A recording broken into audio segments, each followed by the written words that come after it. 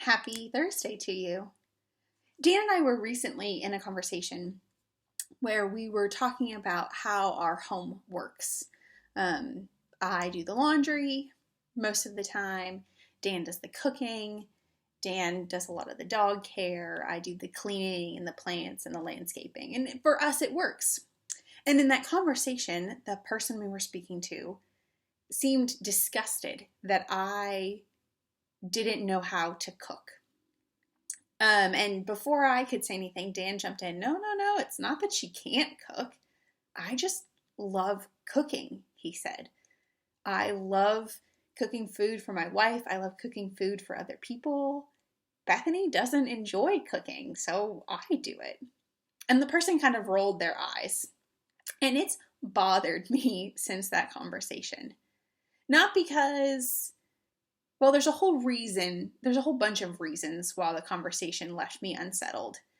But what was really discouraging, and what I've been thinking about all week, given our postponed baccalaureate service that we did this past Sunday on graduation, was that Dan's response about loving to cook and making food for other people was totally dismissed.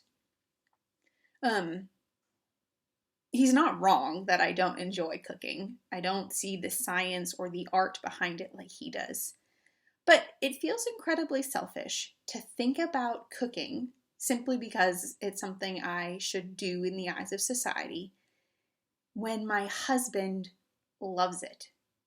I mean, if you ask him what he's going to do when I'm away this summer on work trips, he's going to buy specific pieces of meat from specific animals and put all sorts of flavoring on it. He's going to spend days, I promise, days, trying new recipes, trying new concoctions, trying flavors and spices that I am not interested in. And he's going to eat off those meals the whole time I'm gone. The whole time. Because he loves it. He loves every part of it. He loves the smoker and the skillets, and he loves the blender and the making his own condiments, all of that.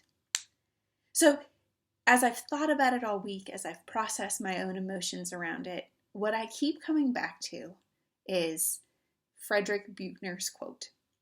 The place God calls you to is the place where your deep gladness, your deep joy, and the world's deep hunger meet.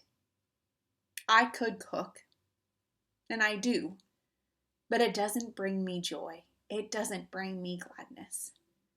And I would hate to take that away from Dan, who God has created him to be, a cook, a chef, and to have a richer, deeper palate than I do.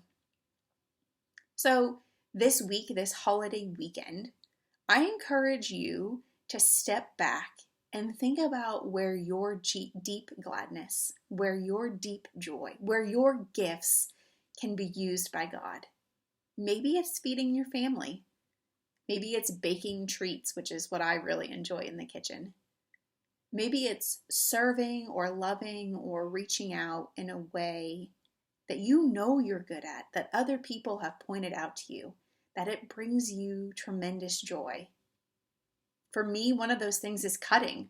So even though people offer all the time to help with VBS stuff, I love cutting stuff out. And I have a whole stack. So while we're watching movies and stuff on the weekend, I am cutting things out because I, strangely enough, love cutting things out.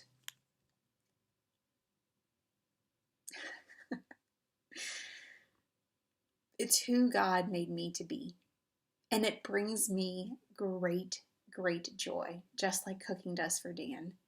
So whether it's childcare or gardening, whether it's taking care of your body or your mind or your spirit, maybe it's working on cars or giving to a cause, whatever it is that brings you deep joy, I hope that you tap into it, that you pay attention to it, that you, regardless of what society and cultural norms say, that you live into it. Because God gave you those gifts, those deep pockets of joy, those deep, indescribable things that make you you, but also make the kingdom a better place. what a world it would be if we all tapped into those things.